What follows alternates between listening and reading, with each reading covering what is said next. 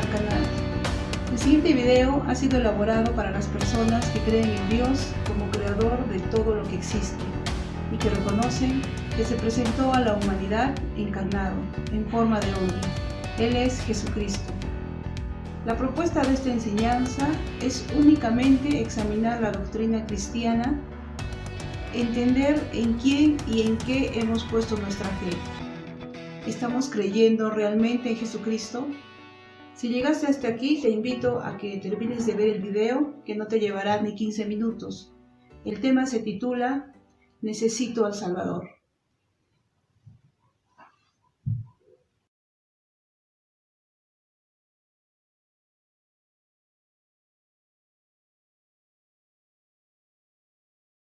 Cuando hablamos de predicar el Evangelio de Jesucristo, nos referimos a que debe ser predicado a todas las personas en general. Absolutamente todas las personas necesitamos escuchar el Evangelio.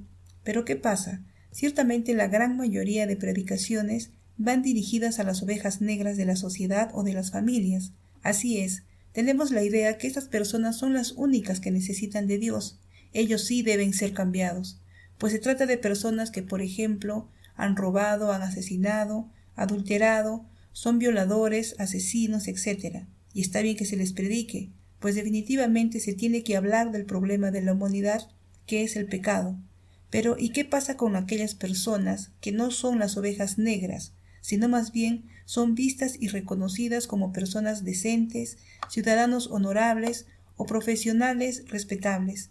Quizás son padres amorosos, madres luchadoras, hijos responsables y respetuosos con sus padres, etc. Es decir, ¿crees que estas personas, incluida tú, no necesitan el perdón de Dios? Porque ciertamente podrían no participar de aquellos pecados escandalosos, y aún quizás ni siquiera sean chismosos, ávaros o mal hablados, etc. Sin embargo, estas personas, decentes y honorables a los ojos del mundo, también deben arrepentirse. Necesitan ser perdonados por Dios, por más decentes y honorables que se vean, ya que todos, absolutamente todos, necesitamos del Salvador. Pero ¿y de qué tendrían que arrepentirse estas personas decentes y honorables a simple vista? Quizás sea tu pregunta. La Biblia dice que si decimos que no hemos pecado, hacemos a Dios mentiroso. En 1 de Juan capítulo 1 versículo 10 dice: si decimos que no hemos pecado, le hacemos a Él mentiroso, y su palabra no está en nosotros. Fin de la cita. Porque hasta con el pensamiento pecamos. Lo dice el mismo Jesucristo en los Evangelios. En Mateo capítulo 5 versículo 28 dice: cuídate pues, hijo, no sea que una palabra escondida en tu corazón se convierta en pecado, porque aquel que mira a una mujer deseándola ha cometido ya adulterio en su corazón. Fin de la cita.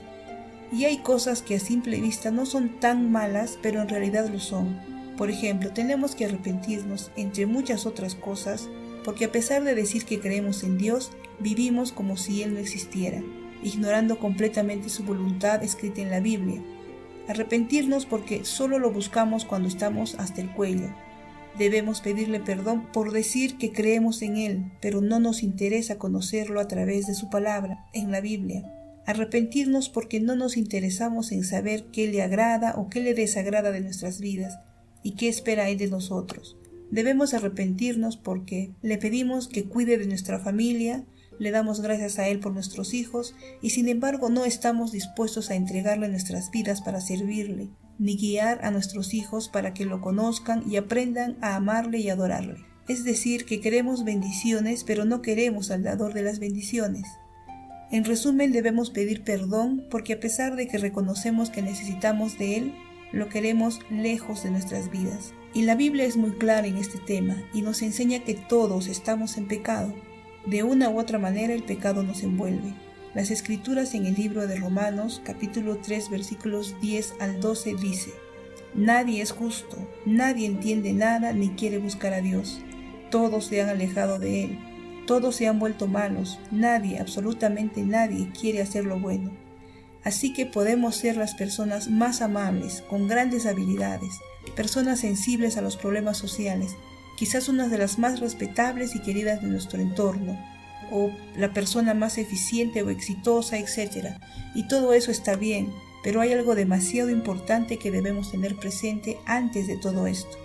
Y es que si no nos arrepentimos sinceramente delante de Dios por nuestro pecado, por todas las cosas que se mencionó anteriormente y por esas otras que Dios y tú saben que no deberías mantener en tu vida, no podemos ser perdonados por Él, no podemos convertirnos en hijos de Dios, por lo tanto tampoco podríamos ser salvos de la condenación eterna. En Mateo capítulo 4 versículo 17 dice: Desde entonces Jesús comenzó a predicar y a decir: arrepentíos, porque el reino de los cielos se ha acercado.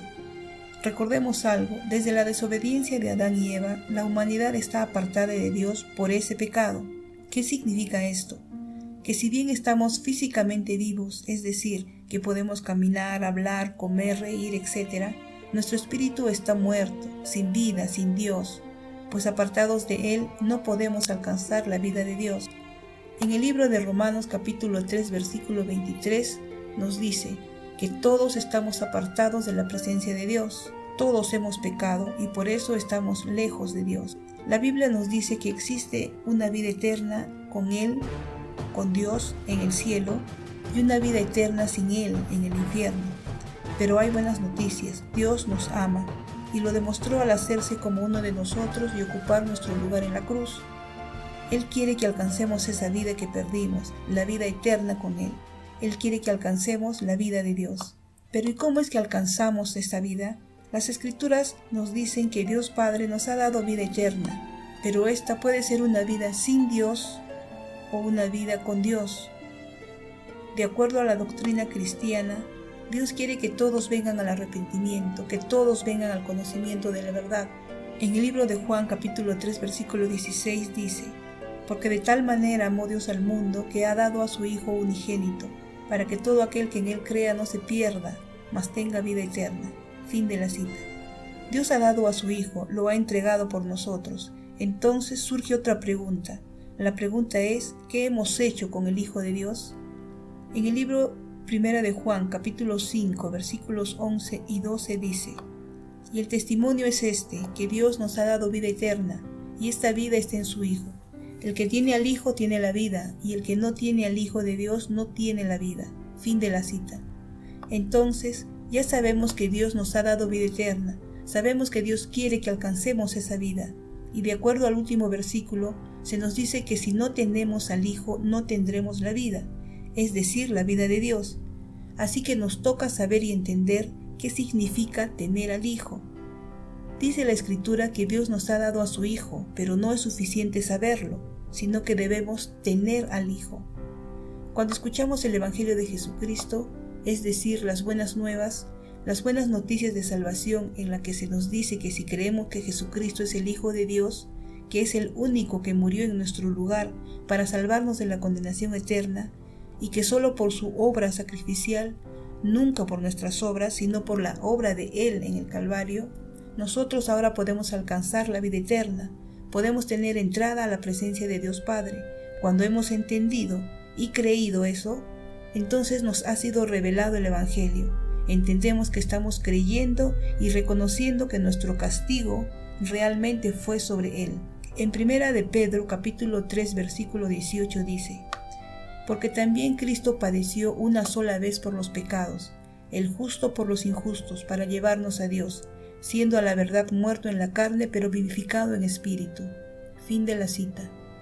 Así que el justo, Jesucristo, el Hijo de Dios, dio su vida por los injustos, la humanidad, por todos y cada uno de nosotros.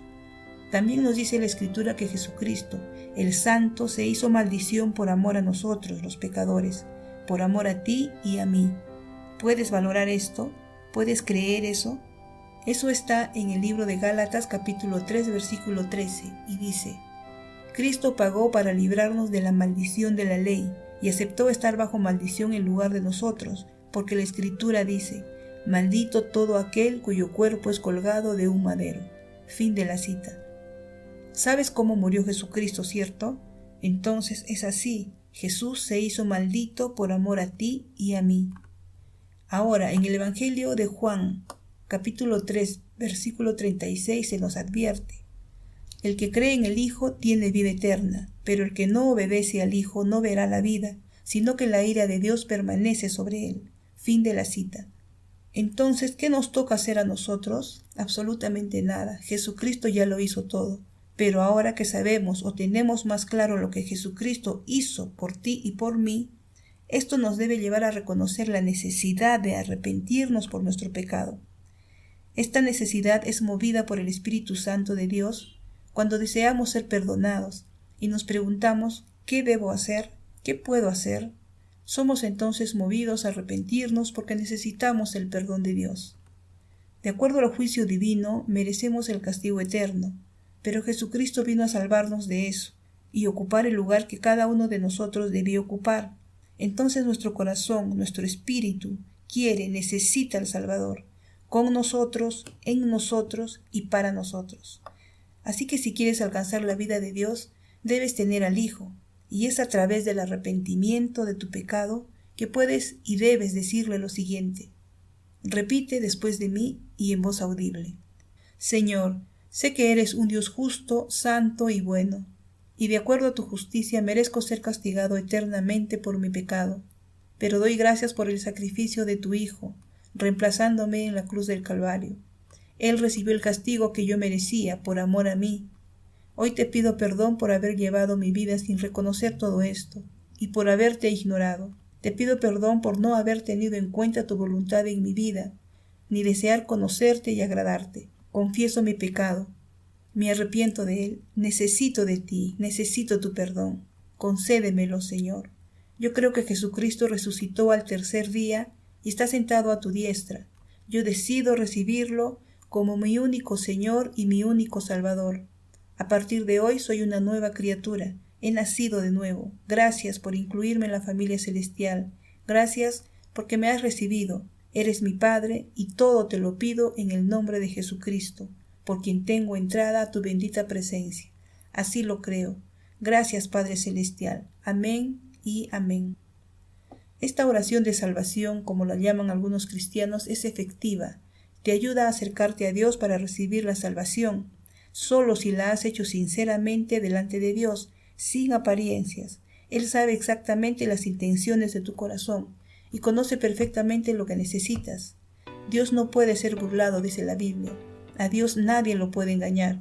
Así que si has repetido desde el fondo de tu corazón esta oración, cree que Dios te escuchó y viene a perdonarte. Cree que Él envía a su Espíritu Santo a morar en ti. Esa es su promesa. Cree que has recibido la salvación. Cree que a partir de este momento eres un hijo o una hija de Dios. Cree que Él te espera con los brazos abiertos y te da la bienvenida. Él te ha recibido, solo cree. Él no rechaza a nadie que se acerque a Él arrepentido. En el libro de Juan capítulo 6 versículo 37 dice: El que a mí viene, de ningún modo lo echaré fuera.